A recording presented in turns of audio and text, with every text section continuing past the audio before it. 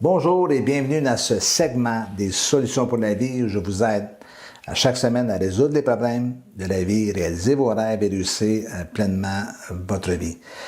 Nous arrivons à la fin d'un cycle de 4 vidéos. Nous arrivons à la fin de ce survol des 4 rôles que nous jouons tous à un moment ou un autre de notre journée, de notre semaine ou de notre vie.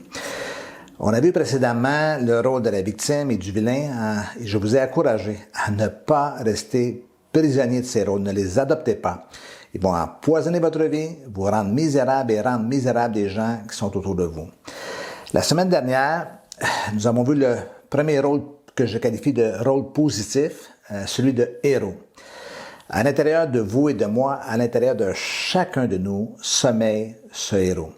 Il se révèle dans les moments où nous décidons de contribuer à quelque chose de constructif pour ce monde et pour les personnes autour de nous.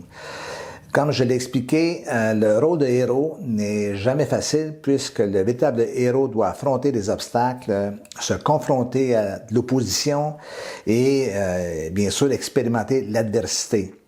Il y en a de même pour chacun d'entre nous. Nous pouvons agir et réagir comme des héros dans les moments difficiles de notre vie ou l'inverse. Peu importe ce que vous observez dans les films ou dans la vie, les héros ne sont jamais des héros solitaires. Voilà pourquoi aujourd'hui je veux aborder le 4e rôle et développer avec vous le rôle de guide dans la vie. Il s'agit, encore une fois, d'un rôle très anonyme parfois. Le guide constitue une inspiration pour les autres. Regardez les personnages des films. Le guide est parfois représenté par ce personnage qui donne des indications ou des conseils au héros. Fais pas ceci, fais cela, peu importe.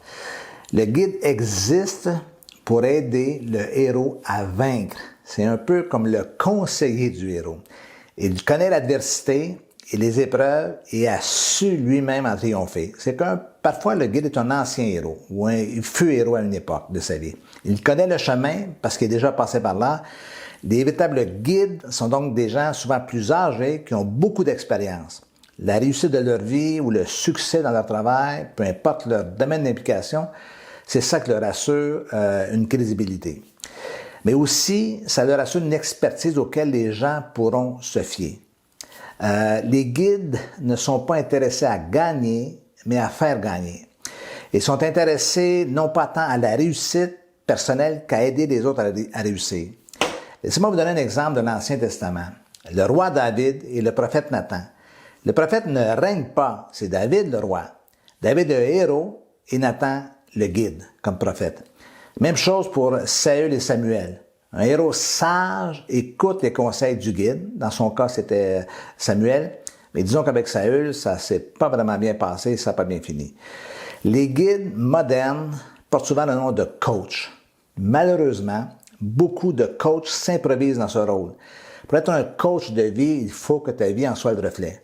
Pour être un coach d'affaires, ce qu'on appelle un business coach, il faut avoir été en affaires soi-même et avoir réussi un peu, n'est-ce pas? Pour être un guide, donc, il faut avoir fait ses preuves.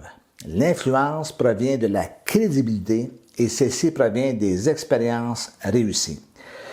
Il y a plein de guides autour de nous. Les parents compétents deviennent des guides pour leurs enfants. Des professeurs ou des enseignants chevronnés sont intéressés par la réussite de leurs élèves. Ils les guident dans leurs apprentissages. Des retraités peuvent être des guides pour les plus jeunes. Les couples plus âgés peuvent être d'une grande influence pour les couples plus jeunes, moins expérimentés. Les grands communicateurs sont aussi des guides. Les véritables guides, donc, sont des influenceurs. Ils possèdent un pouvoir d'autorité, bien sûr, mais surtout un pouvoir d'influence. Dans ce sens, c'est ici la notion que l'influence est beaucoup plus forte et beaucoup plus puissante que la simple autorité. Devenez des héros, bien sûr, c'est ça à quoi je vous encourage, mais après coup, devenez des guides qui auront un impact sur les gens autour de vous, mais aussi sur la génération qui vous succédera.